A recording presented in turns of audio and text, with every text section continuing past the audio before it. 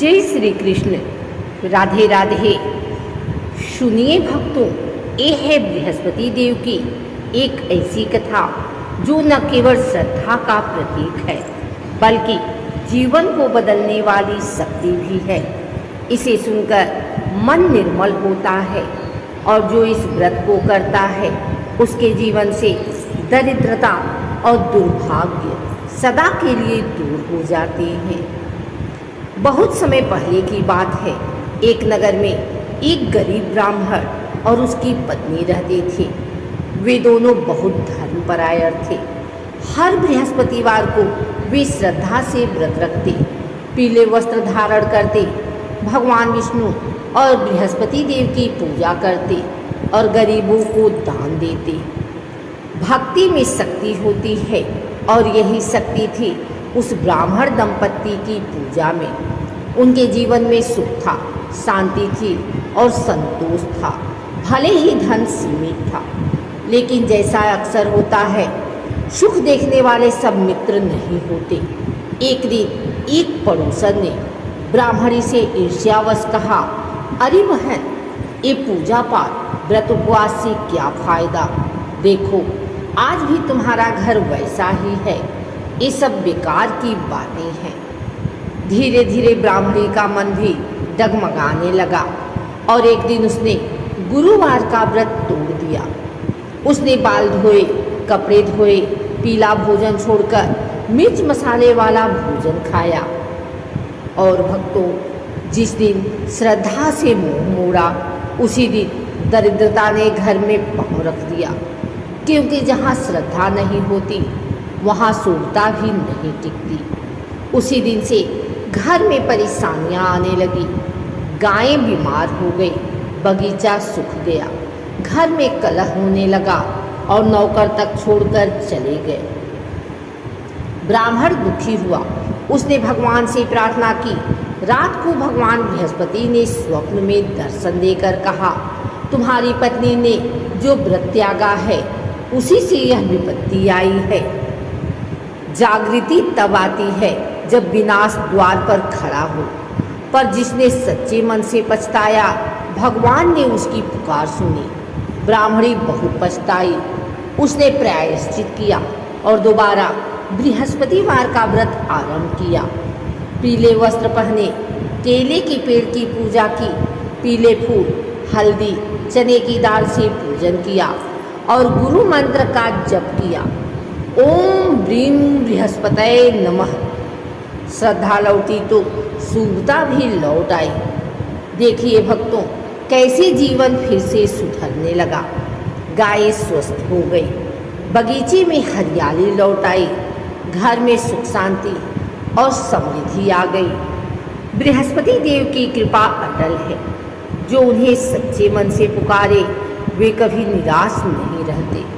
अब सुनिए दूसरी कथा, राजा और रानी की कथा। बहुत समय पहले एक शक्तिशाली राजा था।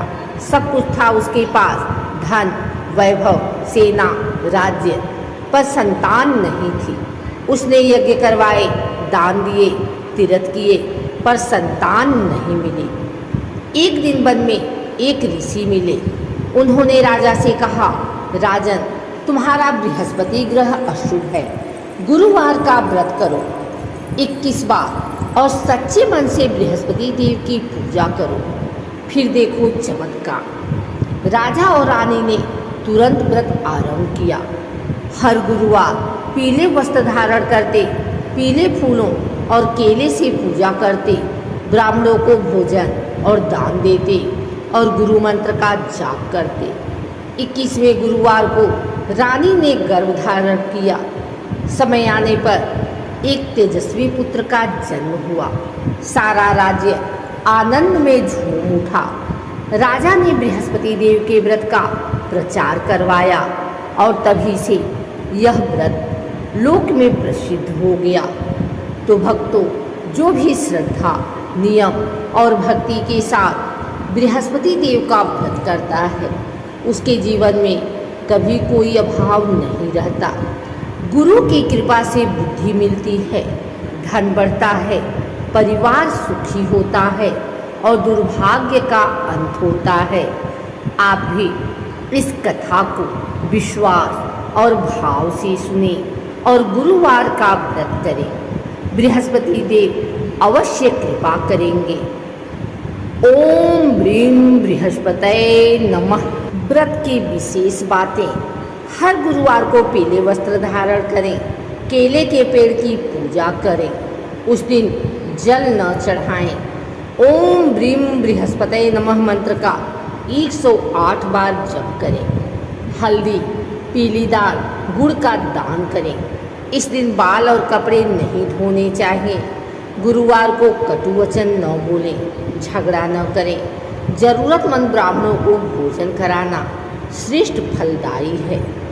व्रत से मिलने वाले फल: गुरु ग्रह की कृपा, संतान प्राप्ति, विवाह में आ रही बाधाओं का निवारण, गृहस्थ जीवन में सुख और शांति, कार्यों में सफलता और समाज में मान सम्मान, घर में लक्ष्मी जी का वास।